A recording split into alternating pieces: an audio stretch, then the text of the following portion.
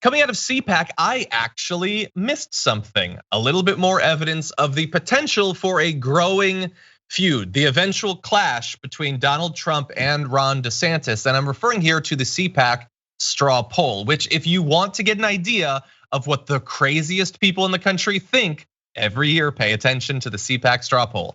In it, Trump got some good news and some bad news, and so did Ron DeSantis. The good news for Trump is that he did win 59% of the attendees, which is in fact a couple of percentage points more than last year.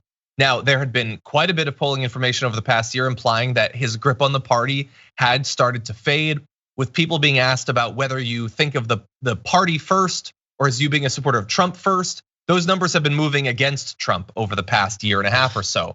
This is not necessarily terrible news, but Ron DeSantis, who was a distant second, admittedly, is up to 28% now. That's a 7-point jump from just last year. And bear in mind, Ron DeSantis can do insane, offensive press conferences, as we just covered on the show earlier.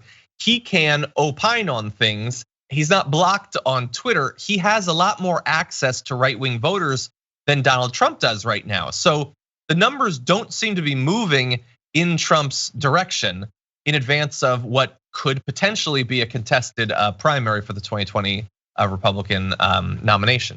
What do you think, Ben?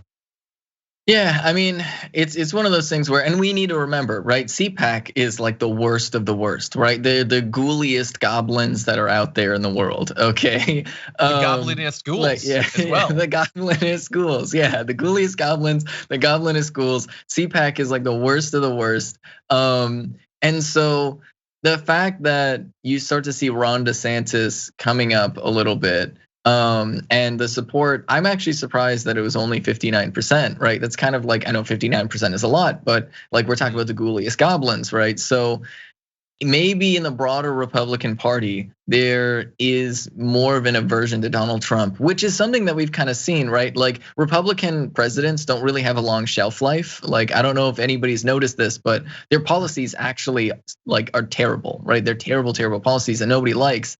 The only reason Bush really got reelected was because the Iraq war was going on and everybody was in like, this sort of fever of war.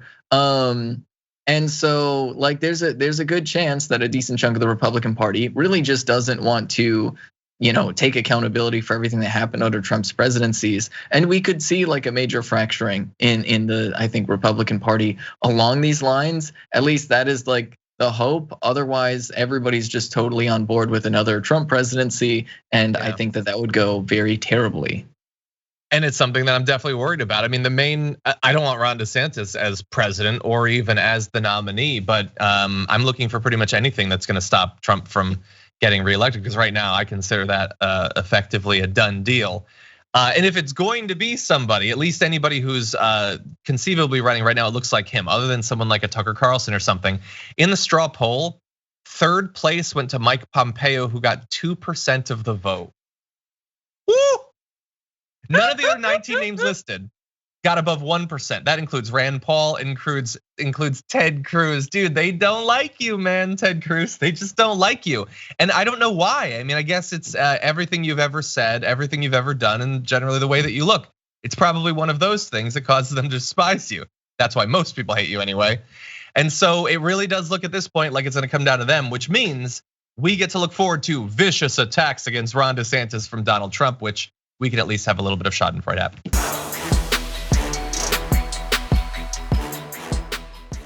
Check out the Damage Report podcast each day, wherever you get your podcasts, whether Pocket Casts or Stitcher or iTunes. You can join me as I give you the news and stories you want, with a range of co-hosts and interview guests jumping in on the fun each day. Again, that's the Damage Report, wherever you get your podcasts. And if you get them at iTunes, don't forget to rate and review. Sometimes I'll read them live on the show.